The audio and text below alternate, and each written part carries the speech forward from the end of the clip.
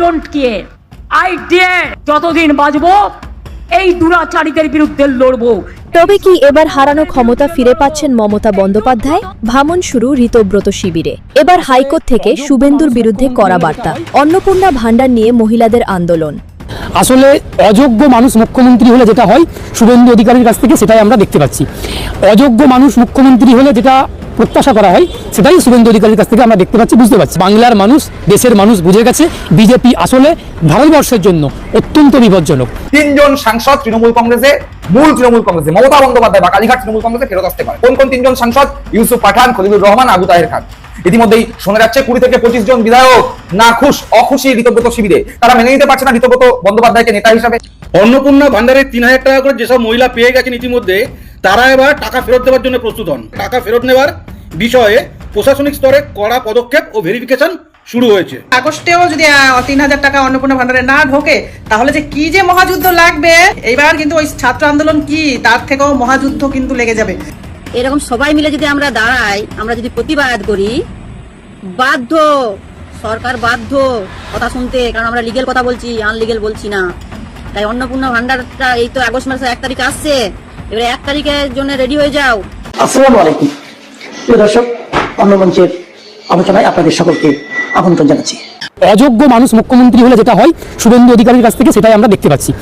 অযোগ্য মানুষ মুখ্যমন্ত্রী হলে যেটা প্রত্যাশা করা হয় সেটাই শুভেন্দু অধিকারীর কাছ থেকে আমরা দেখতে পাচ্ছি, বুঝতে পারছি। এখন গুন্ডাদের বিরুদ্ধে গুন্ডা দমন আইন প্রয়োগ হবে, এটা স্বাভাবিক। আমরা গুন্ডা দমন আইনটা যখন তৈরি হয়েছিল, আমরা বামপন্থীরা বলেছিলাম যে এই আইনটা আসলে গুন্ডা দমন করতে ব্যবহার হবে না, এই আইনটা আসলে বিরোধী স্বরকে দমন করার জন্য, বিরোধী কণ্ঠকে দমন করার জন্য ব্যবহার করা হবে। ছাত্রদের আন্দোলন, জেন জিদের আন্দোলন, ভারতের বাংলার তরুণ প্রজন্মের যে আন্দোলন, সেই আন্দোলন গোটা ভারতবর্ষ জুড়ে ছড়িয়ে পড়েছে। গত কয়েকদিন আগে কলকাতাতেও সেই আন্দোলন ছড়িয়ে পড়েছিল, আছড়ে পড়েছিল। সেই আন্দোলনের চাপে ইতিমধ্যেই কেন্দ্রের পদত্যাগী শিক্ষামন্ত্রী ধর্মেন্দ্র প্রধান পদত্যাগ করেছেন, পদত্যাগ করতে বাধ্য হয়েছেন এবং তাকে পদত্যাগ করাতে বাধ্য হয়েছে কেন্দ্রের মোদী সরকার। এখন সেই যে ছাত্র আন্দোলন, যুবকদের যে আন্দোলন, সেই আন্দোলনে সরকার ভয় পেয়েছেন। কেন্দ্রের সরকার থেকে শুরু করে বাংলার শুভেন্দু অধিকারী সরকার পর্যন্ত প্রত্যেকে ভয় পেয়েছে। এখন যাদেরকে সাংবাদিকদেরকে আক্রমণ করা হলো, এই আক্রমণের পিছনে গদি মিডিয়া এই শব্দটা বেশি বেশি করে উচ্চারিত হচ্ছে। এখন সাংবাদিকদেরকে কারা আক্রমণ করলেন তাদেরকে সঠিক তদন্ত করে সঠিকভাবে সিসিটিভি ফুটেজ খতিয়ে দেখে তাদেরকে চিহ্নিত করে আটক করতে হবে, গ্রেপ্তার করতে হবে। এই র্যান্ডম দেখে গ্রেপ্তার করা, আটক করা একটা বিশেষ সম্প্রদায়ভুক্ত মানুষদেরকে আসলে সব কিছুর মধ্যে একটা হিন্দু মুসলমান লাগিয়ে দেওয়ার চেষ্টা চলছে। এটা অত্যন্ত বিপজ্জনক। আগামী দিনে আন্দোলনকারীদের মধ্যেও হিন্দু মুসলমান বাঁচা হচ্ছে, এটা অত্যন্ত বিপজ্জনক। আন্দোলনটা হিন্দু, মুসলিম, শিখ, খ্রিস্টান, বিজেপি চেয়েছিল একটা রং লাগিয়ে দেওয়ার, একটা ধর্মীয় পরিচয় ছাঁটিয়ে দেওয়ার, কিন্তু তার সমস্ত কিছুকে দূরে সরিয়ে দিয়ে ভারতবর্ষের তরুণ প্রজন্ম, শিক্ষিত ছাত্র এবং যুব সমাজ তারা একসঙ্গে মাঠে ময়দানে যন্তর মন্তর থেকে শুরু করে ভারতবর্ষের আনাচে কানাচে কোনায় কোনায় আন্দোলন করে দেখিয়ে দিয়েছে যে আন্দোলন করলে আসলে কি হয়। দাবি আদায় করতে গেলে আন্দোলনই একমাত্র পথ, রাস্তায় একমাত্র রাস্তা দাবি আদায়ের জন্য। এখন যেগুলো করছে, গুন্ডা দমন আইনটা যখন তৈরি হয়েছিল আমরা তখন বলেছিলাম যে গুন্ডারা যখন গুন্ডা দমন আইন তৈরি করছে, যারা আইনটা তৈরি করেছেন আইনসভার সদস্যরা, বিধানসভার ভেতরে একাধিক গুন্ডারা বিধানসভার ভেতরে তারা আছেন। আমি খুব সচেতনভাবে কথাটা বলছি, আমি অ্যাডভোকেট শেখ বাবুলাল অত্যন্ত সচেতনভাবে কথাটা বলছি। যারা আইনটা তৈরি করেছেন তাদের মধ্যে একাধিক সদস্য তারা গুন্ডা। তাদের অতীতের ইতিহাস ঘেটে দেখুন, তাদের রাজনৈতিক, তাদের ক্রিমিনাল যে রেকর্ড, সেই রেকর্ড ঘেটে দেখুন, তাদের বিরুদ্ধে একাধিক ফৌজদারি আইন চলছে, তারা অভিযুক্ত। সুতরাং গুন্ডারা যখন গুন্ডা দমন আইন তৈরি করছেন, এই আইন সম্পর্কে তো একটা সন্দেহ থাকবেই, একটা বিরোধিতা থাকবেই। আমরা শুরু থেকে বিরোধিতা করেছি এই আইনের, এখনও করছি, আগামী দিনেও করব। বিরোধী কণ্ঠকে দমন করার জন্য, বিরোধী স্বরকে দমন করার জন্য, সরকার বিরোধী যে মানুষের মানসিকতা, মানুষের কণ্ঠ, তাকে দমন করার জন্য, স্তব্ধ করার জন্য এই আইন তৈরি হয়েছিল। আসলে বিজেপি একটা জিনিস মনে করছে এবং একটা জিনিস মানুষের মনের মধ্যে ঢুকিয়ে দেওয়ার চেষ্টা করছেন যে বিজেপির বিরোধিতা করা মানেই দেশের বিরোধিতা করা, বিজেপির বিরোধিতা করা মানেই জাতির বিরোধিতা করা। এই যে একটা ধারণা, এই যে একটা মানসিকতা মানুষের মধ্যে ছড়িয়ে দেওয়ার প্রয়োগ করার চেষ্টা করছে, এই চেষ্টা কখনোই সফল হবে না। কারণ বাংলার মানুষ, দেশের মানুষ বুঝে গেছে বিজেপি আসলে ভারতবর্ষের জন্য অত্যন্ত বিপজ্জনক, বিজেপি আসলে বাংলার জন্য অত্যন্ত বিপজ্জনক। আপনারা যদি অতীতকে দেখেন, 2011 সালে যখন তৃণমূল কংগ্রেস ক্ষমতাতে এসেছিল, তার এই 2-1 মাস 2.5 মাসের মধ্যে কিন্তু তীব্র প্রবল বিরোধিতা তৈরি হয়নি রাজ্য সরকারের বিরুদ্ধে। কিন্তু আজকে আমি কিন্তু তৃণমূলকে ভালো বলছি না, এটা আবার প্রচার করার চেষ্টা করবেন। তৃণমূল তো একটা কি বলবো, একটা জঞ্জাল পার্টি, একটা চোরেদের পার্টি, দুর্নীতিগ্রস্ত পার্টি, তার তো আলাদা করে তাকে ডিফেন্স করার কোনো প্রয়োজনীয়তাই নেই। কিন্তু বিজেপি তৃণমূলের সঙ্গে বা তৃণমূলের সমকক্ষ, তৃণমূলের একই আদর্শে আদর্শিত, একই পথে চালিত বিজেপি একটা রাজনৈতিক দল, যে দলটা তৃণমূলের রেকর্ডকেও ভেঙে দিচ্ছে। তৃণমূল যেখানে শেষ করেছিল বিজেপি সেখানে শুরু করছে। সুতরাং এই যে শুক্কর বাড়ি শব্দটা মুখ্যমন্ত্রী বলেছেন, শুক্কর বাড়ি নাকি সব মন্তব্য করেছেন, একটা মুখ্যমন্ত্রীর কাছ থেকে এ ধরনের কথাবার্তা কখনোই প্রত্যাশিত না, কাঙ্ক্ষিত না। আসলে শুভেন্দু অধিকারীর সঙ্গে শুক্রবারের অতীত রয়েছে, শুভেন্দু অধিকারীর সঙ্গে শুক্রবারের ইতিহাস রয়েছে। আমরা দেখেছি এর আগে একাধিক শুক্রবারে মাথায় টুপি পরে, নামাজ পড়া যে টুপিগুলো মুসলমান সম্প্রদায়ভুক্ত মানুষরা নামাজ পড়তে গেলে যে টুপি ব্যবহার করেন, সেই টুপি শুভেন্দু অধিকারী বসে কোথাও ইফতার করছেন, কোনো শুক্রবারেতে গিয়ে জুম্মার নামাজে অংশগ্রহণ করতেন। সুতরাং এই শুক্রবারের সঙ্গে শুভেন্দু অধিকারী খুব ওতপ্রোত সম্পর্ক, সেই সম্পর্ক উনি ভুলতে পারছেন না। যেমন তৃণমূলের সঙ্গে শুভেন্দু অধিকারীর সম্পর্ক, এটা উনি চাইলেও ভুলতে পারবেন না, ঠিক শুক্রবারের সঙ্গে ওনার সম্পর্ক উনি চাইলেও ভুলতে পারবেন। পশ্চিমবঙ্গের রাজ্য রাজনীতিতে অত্যন্ত গুরুত্বপূর্ণ একটি খবর, জল্পনা রটনা যাই বলুন না কেন, সেটা হচ্ছে 3 জন সাংসদ তৃণমূল কংগ্রেসে, মূল তৃণমূল কংগ্রেসে মমতা বন্দ্যোপাধ্যায় বা কালীঘাট তৃণমূল কংগ্রেসে ফেরত আসতে পারেন, এরকম একটি জল্পনা। কোন কোন 3 জন সাংসদ? ইউসুফ পাঠান, খলিলুর রহমান, আবু তাহের খান। কেন বলা হচ্ছে এই কথা? তার কারণ গত মঙ্গলবার এই বিদ্রোহী সাংসদ, 20 জন বিদ্রোহী সাংসদদের যে দল, সেই দলের মধ্যে একাধিক সাংসদ নরেন্দ্র মোদী সহ এনডিএর যে শরিক দলগুলো তার যে বৈঠক, সেখানে উপস্থিত হলেও 3 জন সাংসদ খলিলুর রহমান, ইউসুফ পাঠান এবং আবু তাহের খান সেই বৈঠকে যাননি, যদিও তারা দিল্লিতেই ছিলেন। তারপর থেকে এই জল্পনা, এবং সেই জল্পনা আরো বেশি করে যে তারা হয়তো তৃণমূলে ফিরতে পারে, ঘর বাপসি ঘটতে পারে। আর এরকম যখন ঘটনা ঘটছে তখন শুধু সাংসদ কেন, বিধায়কদের নিয়েও জল্পনা। ইতিমধ্যেই শোনা যাচ্ছে 20 থেকে 25 জন বিধায়ক নাখুশ, অখুশি ঋতব্রত শিবিরে। তারা মেনে নিতে পারছে না ঋতব্রত বন্দ্যোপাধ্যায়কে নেতা হিসাবে, একই সাথে নিজেদের এলাকায় মুখ দেখাতে পারছে না সেই সমস্ত বিধায়করা। স্বাভাবিকভাবেই নিজেদের এলাকায় যে সমস্ত বিধায়করা নির্বাচিত হয়েছেন, তারা যদি নিজেদের এলাকায় যেতে না পারেন, তাদের রাজনৈতিক ক্যারিয়ারই প্রশ্নচিহ্নের মুখে পড়ে যাবে। আগামী দিনে তারা করবেনটা কি? রাজনীতি করে এসছেন দীর্ঘদিন ধরে, 1 নয়, 2 বার নয়, 3 বার নয়, বারবার বিধায়ক নির্বাচিত হয়েছেন, অতীতে মন্ত্রী হয়েছেন, নিজের এলাকায় দক্ষ সংগঠক। তারা যদি রাজনীতি না করতে পারেন, নিজের এলাকায় যেতে না পারেন, রাস্তায় দাঁড়িয়ে রাজনীতি না করতে পারেন, মানুষের সঙ্গে মিশতে না পারেন, তাহলে করবেনটা কি? রাজনৈতিক জীবন তো আর জলাঞ্জলি দিতে পারবেন না। আজকে নয় দল ক্ষমতায় নেই, ভবিষ্যতে যদি কখনো বিজেপি চলে যায়, কংগ্রেস বা তৃণমূল কংগ্রেস বা ইন্ডিয়া জোট যদি কখনো ক্ষমতায় আসে, তখন তাদের গ্রহণযোগ্যতা তো তার তলানিতে গিয়ে ঠেকবে।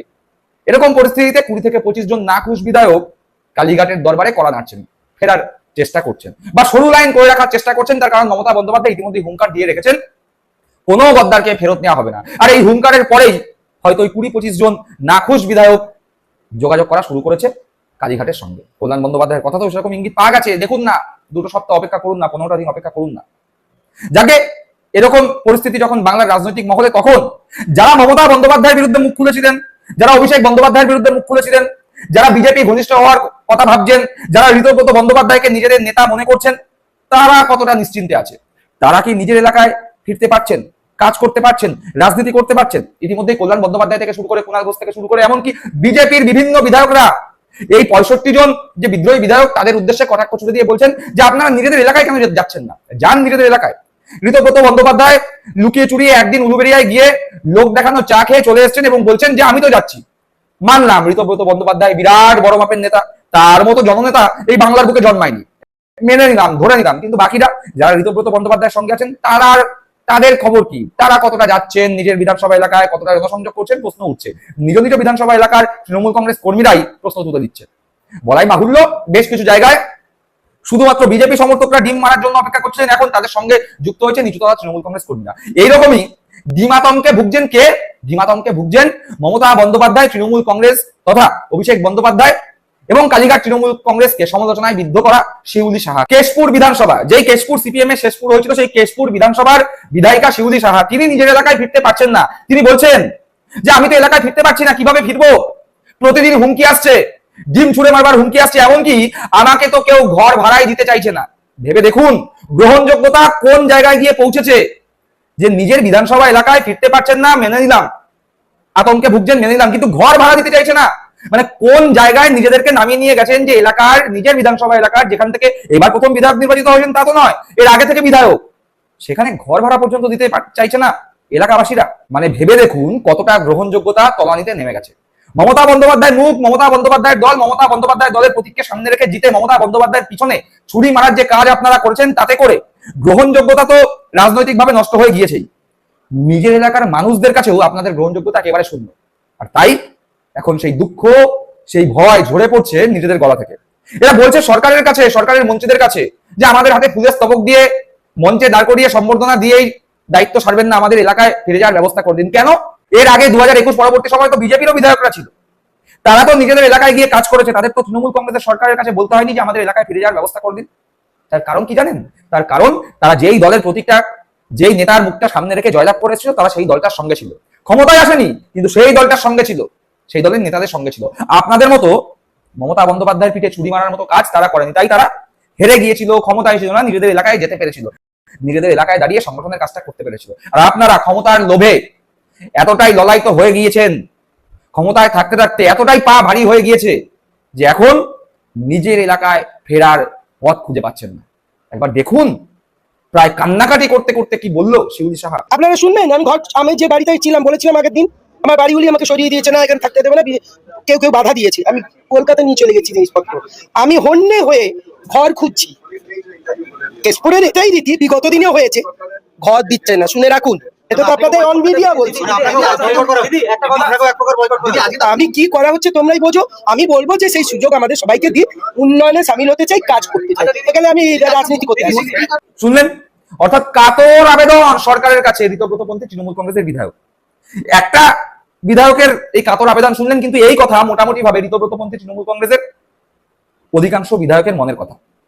কেন এই কথা হচ্ছে, কেন এই কথা তারা বলছেন, তার কারণ তো ওই শিউলি সাহার মুখ থেকে শুনলেন। কিন্তু যে সমস্ত এলাকার বিধায়করা মমতা বন্দ্যোপাধ্যায়ের সঙ্গে গদ্দারিটা করেছেন, মমতা বন্দ্যোপাধ্যায়ের সঙ্গে বেইমানিটা করেছেন, মমতা বন্দ্যোপাধ্যায়ের রাজনৈতিক ক্যারিয়ার ভাঙিয়ে নিজেদের রাজনৈতিক ক্যারিয়ার গঠন করে মমতা বন্দ্যোপাধ্যায়ের হাত ছেড়ে ঋতব্রত বন্দ্যোপাধ্যায়ের হাত ছেড়ে ধরেছেন, তাদের বিরুদ্ধে এলাকার সাধারণ মানুষরা, তৃণমূল কংগ্রেস করতেই হবে তা দরকার নেই, এলাকার সাধারণ মানুষরা প্রশ্ন তুলে দিয়েছেন। বলছেন যে আমরা মমতা বন্দ্যোপাধ্যায়কে দেখে আপনাদের ভোট দিয়েছিলাম, আপনাদের জন্য আপনাদের ভোট দিইনি, মমতা বন্দ্যোপাধ্যায় নামক জননেত্রী, তৃণমূল কংগ্রেস দল, এই দুটো দেখে আপনাদের ভোট দিয়েছিলাম।